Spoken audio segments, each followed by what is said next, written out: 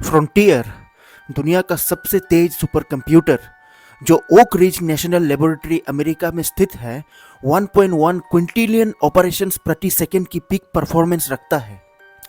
ये 21 मेगावाट बिजली की खपत करता है और 7,300 वर्ग फीट जगह घेरता है, जो 2 बास्केटबॉल कोर्ट्स के बराबर है और इसका वजन 8,000 टन है। ये मशीन इंसानी टेक्नोलॉजी का शिखर है। लेकिन अगर मैं आपसे कहूँ कि एक ऐसा भी सिस्टम है जो इससे भी दोगुना यानी 2.5 क्विंटिलियन असली दुनिया के फिजिकल ऑपरेशंस प्रति सेकंड कर सकता है, और वो भी सिर्फ 100 वाट की बिजली में, यकीन नहीं हो रहा ना? हमारा अपना शरीर ही ऐसा सिस्टम है। हमारे शरीर में 50 ट्रिलियन सेल्स होते हैं और हर एक सेल प्रति सेकंड 50,000 बायोकेमिकल रिएक्शंस को बड़ी कोऑर्डिनेशन और वेब जैसे तरीके से करता है, जो किसी भी मशीन से कहीं ज्यादा एफिशिएंट है। लाखों सेल्स मिलकर एकदम सिंक में काम करते हैं ताकि जीवन संभव हो सके। आज के मेडिकल एडवांसमेंट के बावजूद भी हम अब तक पूरी तरह से नहीं समझ पाए कि इंसानी शरीर इतनी ज़्यादा एफिशिएंसी से कैसे काम कर सकता है। हमारे सेल्स किसी क्वांटम कंप्यूटर की तरह काम करते हैं और ये सिस्टम इतना चौंकाने वाला है कि इसने वैज्ञानिकों को ये सोचने पर मजबूर कर दिया है कि क्या वे जीवन के बारे में अब तक सब कुछ सही जानते भी हैं।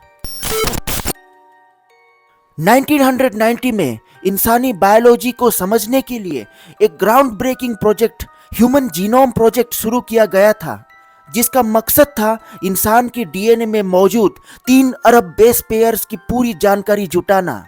उम्मीद थी कि जीनोम को डिकोड करते ही इंसानी सेहत, व्यवहार और बीमारियों से जुड़े लगभग सभी सवालों के जवाब मिल जाएंगे, लेकिन ऐसा नहीं हुआ। डीएनए की सीक्वेंसिंग को पूरी तरह से पर्याप्त नहीं पाया गया। नोबेल पुरस्कार विजेता जेनेटिसिस्ट डेविड बाल्टीमोर ने कहा था, हमें कीड़ों और पौधों से ज्यादा जीन की संख्या होने के कारण अपनी जटिलता नहीं मिलती है।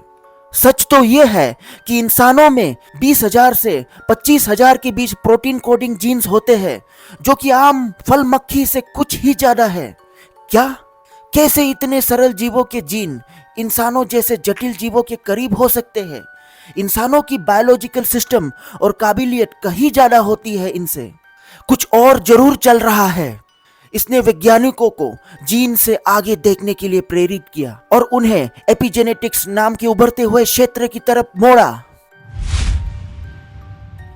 एपिजेनेटिक्स का मतलब है जीन से ऊपर यानी जीन से परे। ये बताता है कि बाहरी पर्यावरणीय संकेतों से हमारी जेनेटिक ब्लूप्रिंट कैसे बदल सकती है। एपिजेनेटिक्स ये समझने में मदद करती है कि क्यों एक जैसे जीन कोड वाले जुड़वा बच्चों में पूरी तरह से अलग अलग गुण हो सकते हैं। सबसे मशहूर एपिजेनेटिक स्टडी ओवरकैलिक्स स्टडी है, जो 1995 में की गई थी। शोधकर्ताओं ने स्वीडन के ओवरकैलिक्स क्षेत्र में रहने वाले लोगों का अध्ययन किया। उन्होंने पाया कि एक पीढ़ी में ही जेनेटिक बदलाव हो सकते हैं। जिन माता पिता ने अकाल का सामना किया, वे अपने बच्चों को अकाल से लड़ने वाले शारीरिक गुण दे सकते हैं। इस स्टडी से पहले ये माना जाता था कि एक ही पीढ़ी में डीएनए को बदलना असंभव है। पहले यह भी माना जाता था कि हमारे डीएनए के केवल 1.5 से 2% जीन ही सक्रिय होते हैं और बाकी हमेशा के लिए निष्क्रिय होते हैं। लेकिन ओवरकैलिक्स स्टडी के परिणामों ने इस पुराने विचार को गलत साबित कर दिया। असल में कई स्टडीज ने दिखाया है कि जेनेटिक बदलाव बहुत ही कम समय में हो सकते हैं। ऑर्निस और उनके साथियों द्वारा की गई प्रोस्टेट जीन में बदलाव नाम की स्टडी के अनुसार 30 पुरुषों ने जो प्रोस्टेट कैंसर से पीड़ित थे, 3 महीनों के गहन पोषण और जीवन शैली कार्यक्रम का पालन करके 48 कैंसर मारने वाले जीन को अप रेगुलेट किया और 453 कैंसर पैदा करने वाले जीन को डाउन रेगुलेट किया। यह अद्भुत है क्योंकि सिर्फ 3 महीने में बड़े जेनेटिक बदलाव हो गए।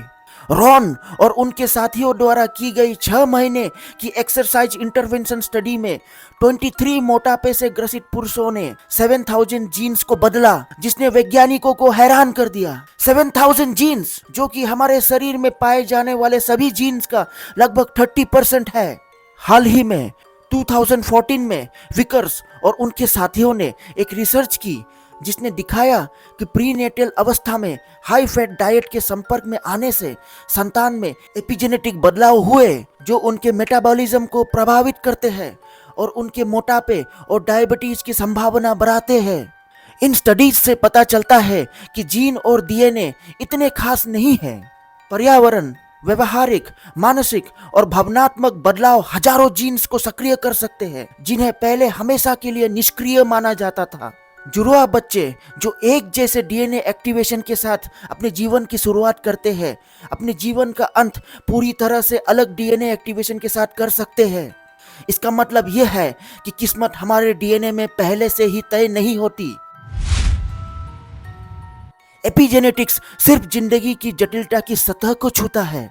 असल में जिंदगी के रहस्य को समझने के लिए हमें यह जानना होगा कि क्वांटम इफेक्ट्स यानी अति सूक्ष्म स्तर पर क्या होता है।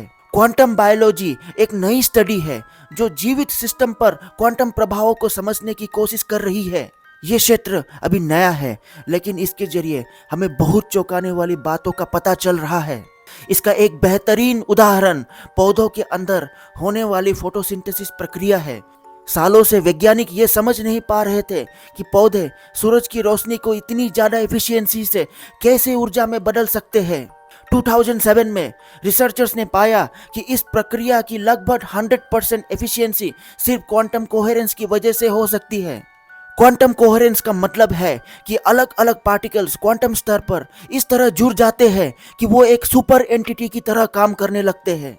हजारों क्लोरोफिल मॉलिक्यूल्स एक साथ धूप की एनर्जी को ट्रांसफर करते हैं और पूरी तरह से एक दूसरे के साथ सिंक्रोनाइज्ड रहते हैं। यह सब एक लिक्विड क्रिस्टल के रूप में काम करते हैं जो एक सॉलिड क्रिस्टल की तरह बेहद ऑर्डर में होती है, लेकिन साथ ही साथ एक लिक्विड की तरह फ्लेक्सिबल भी हो सकती है। क्लोरोफिल मॉलिक्यूल्स की इस तरह की कोहेरेंस इन्हें एक बेहतरीन बायोलॉजिकल सुपरकंडक्टर बना देती है जिससे ऊर्जा का ट्रांसफर बेहद एफिशिएंसी से होता है। यह फिनोमेना जिसे रिजोनेंट एनर्जी ट्रांसफर भी कहा जाता है नेचुरल कंडीशंस में होना लगभग असंभव है, लेकिन यह फिर भी होता है और वो भी अनिश्चित काल तक। आज के वैज्ञानिक सिर्फ कुछ ही मॉलिक्यूल्स को कुछ सेकेंड्स के लिए ही क्वांटम एंटेंगल कर पाते हैं, लेकिन यहाँ प्रकृति ने हजारों मॉलिक्यूल्स को अनिश्चित समय के लिए एंटेंगल कर दिया है। अगर ये प्रकृति का चमत्कार न होता तो जिंदगी जैसे हम जानते हैं कभी अस्तित्व में ही नहीं आती। यह सभी माइंड कोड्स एक जटिल तरीके से काम करती है ताकि जीवन मुमकिन हो सके। क्वांटम इफेक्ट्स की वजह से पौधे का होलोग्राफिक टेम्पलेट उसकी असली संरचना बनाने से पहले ही एक अलग डोमेन में मौजूद होती है। यह होलोग्राफिक टेम्पलेट सुपर कॉन्शियसनेस द्वारा इस तरह से फाइन ट्यून किया जाता है ताकि जीवन की निरंतरता बनी रहे। जिंदगी और चेतना की निरंतरता ही सुपर कॉन्शियस का प्रमुख उद्देश्य है, क्योंकि अस्तित्व और शून्यता की द्वैतता में सुपर कॉन्शियसनेस अस्तित्व का प्रतीक है। जब चेतना का नेत्र पौधे के होलोग्राफिक टेम्पलेट तक पहुंचता है तो वो वास्तविकता को इस तरह निर्देशित करता है कि जीवन की वृद्धि हो सके। हमारी नजर में ये एंटेंगलमेंट और कोहेरेंस के रूप में आता है। चाहे हम इसे जो भी नाम दे, ये सब माइंड कोड्स है जो जीवन और चेतना को बिना रुके चलाते रहते हैं। बायोलॉजी में ऐसे कई अजीब क्वांटम प्रभाव होते हैं, जैसे क्वांटम टनेलिंग में पार्टिकल्स लगभग असंभव बाधाओं को पार कर जाते हैं और ऐसा माना जाता है कि ये एंजाइम रिएक्शंस में अहम भूमिका निभाते हैं, जिससे ये बायोलॉजिकल मॉलिक्यूल्स उम्मीद से कहीं तेज काम कर पाते हैं। 2014 में यूनिवर्सिटी ऑफ सरे के रिसर्चर्स ने पाया कि डीएनए के अंदर प्रोटॉन्स टनेलिंग कर सकते हैं, यानी वो अलग अलग मॉलिक्यूलर स्टेट्स के बीच स्विच कर सकते हैं, जो म्यूटेशंस का कारण बन सकते हैं और संभवतः इवोल्यूशन में योगदान कर सकते हैं। यहाँ तक कि हमारी नज़र में भी क्वांटम इफेक्ट्स हो सकते हैं। 2016 में टिंसली एट ऑल ने एक रिसर्च पेपर पब्लिश किया जिसमें उन्होंने दिखाया कि इंसानी आंख एक सिंगल फोटोन यानी क्वांटम ऑब्जेक्ट को भी डिटेक्ट कर सकती है। यह साबित करता है कि हमारी बायोलॉजिकल सिस्टम क्वांटम स्तर पर काम करने के लिए पूरी तरह से फाइन ट्यून किए गए हैं। 1908 में मे वन हो ने रिसर्च की कि कैसे बायोलॉजिकल टिश्यू खासकर सेल मेम्ब्रेन्स लिक्विड क्रिस्टल की तरह काम करते हैं। हो और उनकी टीम को हर जगह हर जीवित टिश्यू में लिक्विड क्रिस्टल्स ही मिले। ये सारे लिक्विड क्रिस्टल्स एक दूसरे के साथ सिंक्रोनाइज थे। इसका मतलब यह है कि जानवर या पौधों के सारे सेल्स एक क्वांटम एंटिटी की तरह काम कर रहे थे। सेल मेम्ब्रेन्स में भी यही देखने को मिलता है। हर इंसान के शरीर में 50 ट्रिलियन सेल्स के सेल मेम्ब्रेन 100% लिक्विड क्रिस्टल की तरह काम करते हैं। फ्रासिया एट ऑल के रिसर्च ने यह भी साबित किया कि डीएनए भी लिक्विड क्रिस्टल्स की तरह काम करता है। 1920 के दशक में रूसी एम्ब्रायोलॉजिस्ट अलेक्जेंडर गर्विस्ट ने बायोफोटोन की खोज की, यानी जीवित सेल्स द्वारा उत्पन्न कमजोर लाइट एमिशंस। 1970 के दशक में फ्रिज एल्बर्ट पोप, एक जर्मन बायोफिजिसिस्ट, ने पाया कि ये बायोफोटोन एमिशंस लेजर जैसी कोहेरेंट लाइट की तरह होती है और इसे सेल्स सिग्नल ट्रांसमिट और रिसीव करने के लिए इस्तेमाल कर सकते हैं। इस खोज ने साबित किया कि कोशिकाएं इन लाइट सिग्नल्स का उपयोग आपस में बात करने या शरीर के बाहर भी संकेत भेजने के लिए करती है। ये खोज एक्स्ट्रा सेंसरी परसेप्शंस यानी कि ईएसपी जैसी क्षमताओं को भी मुमकिन बनाती है। पहले जिस चीज को विज्ञान असंभव मानता था वही बाद में विज्ञान द्वारा मुमकिन साबित हो जाती है। हर नामुमकिन चीज आखिरकार मुमकिन हो ही जाती है, मानो कुछ भी असंभव ना हो, या फिर शायद सब कुछ एक भ्रम ही है। 2003 में वॉयकॉप के अध्ययन ने सुझाव दिया कि बायोफोटोन शरीर के मेटाबॉलिज्म और होमियोस्टेसिस को नियंत्रित करने में महत्वपूर्ण भूमिका निभाते हैं। कोहेन एट ऑल 2016 ने दिखाया कि बायोफोटोन एमिशंस बाहरी इलेक्ट्रोमैग्नेटिक फील्ड्स और मानसिक अवस्थाओं से प्रभावित हो सकते हैं। बायोलॉजी और लाइट के बीच यह अनोखा कनेक्शन जीवन की जटिल पहेली में एक और परत जोड़ता है। यह दरवाजा खोलता है आगे के शोध के लिए, ये समझने के लिए कि कैसे हमारा शरीर सिर्फ जीवित रहने के लिए ही नहीं बल्कि शायद बेहतर तरीके से फलने फूलने के लिए भी इलेक्ट्रोमैग्नेटिक ऊर्जा का उपयोग करता है, जिसे हम अभी तक पूरी तरह समझ ही नहीं पाए हैं। मानव विश्वास की ताकत ने हमेशा वैज्ञानिकों को हैरान किया है। आखिर एक साधारण सोच या विश्वास कैसे शारीरिक स्वास्थ्य को प्रभावित कर सकता है। प्लेसिबो इफेक्ट एक ऐसा प्रभाव है जहां मरीज नकली इलाज लेने के बावजूद भी असली स्वास्थ्य का लाभ महसूस करते हैं। इसे कई दशकों से अच्छी तरह से दस्तावेजित किया गया है। 1968 में लुपरेलो और ब्लिकर ने अपनी research paper influences of suggestion में 40 अस्थमा रोगियों का अध्ययन किया। इन रोगियों को केवल पानी की वाष्प यानी कि वाटर वेपर दिए गए थे, लेकिन उन्हें यह बताया गया कि यह एक उत्तेजक पदार्थ यानी कि इरिटेंट है। परिणाम स्वरूप 50% से अधिक रोगियों ने अस्थमा के लक्षण दिखाए और 30% ने तो पूर्ण अस्थमा अटैक का अनुभव किया। लेकिन जब उन्हें फिर से वही पानी की वाष्प दिए गए और बताया गया कि यह एक दवा है, तो सभी रोगी ठीक हो गए। यह साबित करता है कि विश्वास शरीर में असली शारीरिक प्रभाव पैदा कर सकते हैं, जो मानसिक शक्ति का शारीरिक पदार्थ पर असर यानी कि माइंड ओवर मैटर का एक बड़ा उदाहरण है।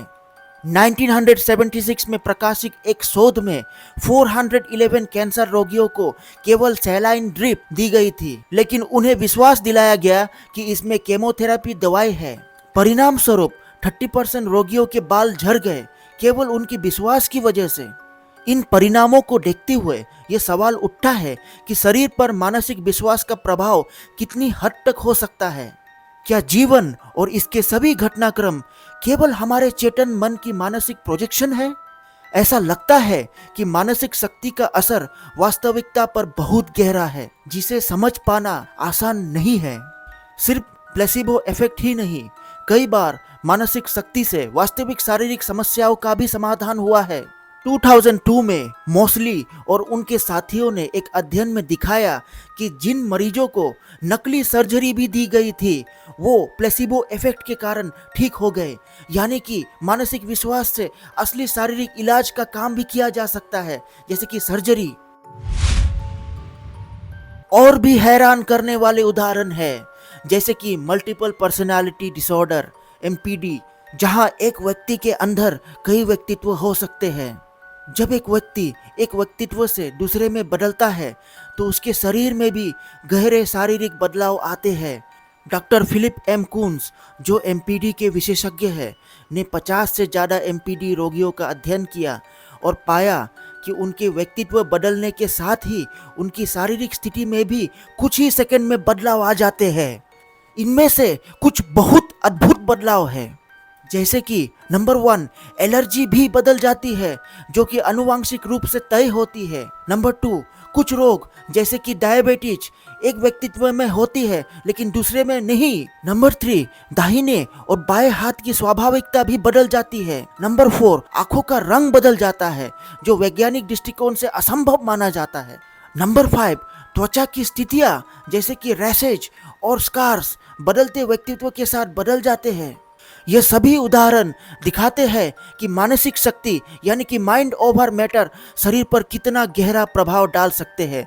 इससे यह साबित होता है कि हमारी वास्तविकता और शारीरिकता केवल एक भ्रम है जो हमारे विश्वास और मानसिक कोड से बनाई जाती है। हम अभी जीवन की समझ के शुरुआती चरण में हैं। हमें समझना होगा कि जीवन केवल अपने हिस्सों का योग नहीं है बल्कि उससे भी कहीं अधिक है। वैज्ञानिक C.F. हेब ने कहा था कि यदि मानव शरीर की पारंपरिक जैव रासायनिक मॉडल की बात करें तो पियानो बजाना भी असंभव होगा। हमारे शरीर की कोशिकाओं के बीच समन्वय के लिए जो दक्षता चाहिए वो पारंपरिक विज्ञान से समझना असंभव है। यह केवल तब ही मुमकिन है जब हमारे शरीर की सभी कोशिकाएं आंशिक रूप से क्वांटम एंटेंगलमेंट में हो, यानी आपस में नॉन लोकली जुड़ी हुई हो और एक ही इकाई के रूप में काम करे। कुछ लोग कहते हैं कि जीवन को नियंत्रित करने वाली जानकारी हमारे ब्रह्मांड के बाहर से आती है, एक मानसिक होलोग्राफिक एनर्जी टेम्पलेट से। जीवन की प्रक्रिया को शुरू और समन्वय करने के लिए यह होलोग्राफिक टेम्पलेट जानकारी प्रदान करती है। अंततः जीवन इन क्वांटम प्रक्रियाओं का परिणाम है जो हमें एक एकीकृत संपूर्ण के रूप में बनाते हैं जिसे हम खुद के रूप में पहचानते हैं। हमारी चेतना सभी शारीरिक कार्यों को बदलने की शक्ति रखती है, जैसे कि हमने प्लेसिबो इफेक्ट और मल्टीपल पर्सनैलिटी डिसऑर्डर के मामलों में देखा है।